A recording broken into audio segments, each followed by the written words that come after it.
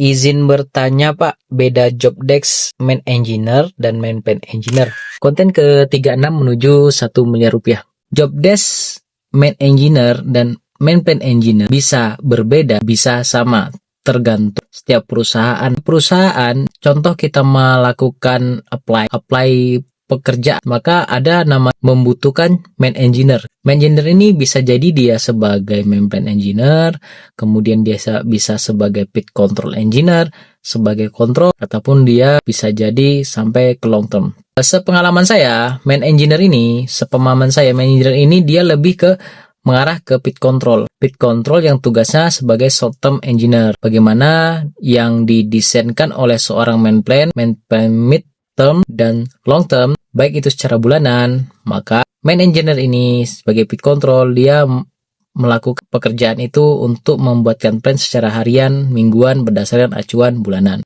Nah, main plan engineer ini ide lebih khusus. Main plan engineer ini sudah jelas dia membuat plan sekuen tambang, baik itu secara bisa ke short termnya, daily, weekly, kemudian long mid termnya, monthly, trimester, maupun long termnya setahun sampai pun 5 tahun. Biasanya long term ini sering dipegang oleh owner. Palingan kalau di kontraktor, dia long term dan mid termnya hanya di desain tahunan maupun 3 bulanan maupun 1 bulanan. Nah, short termnya di pit control.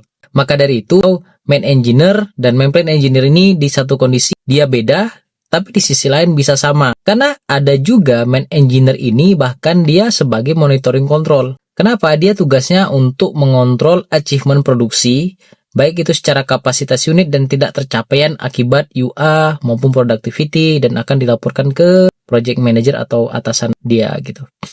Maka dari itu rekan-rekan, kalau ingin mengapply, kalau kita punya skill, kita perhatikan dulu job deskripsinya apa, main engineer itu apa, di bawah apa kita mengeplankan atau kita hanya untuk kontrol daily ataupun kita kontrol achievement produksi. Nah, kalau dia jabatan main plan sudah jelas. Main plan ini tinggal kita lihat dia main plan short term, mid term atau long term.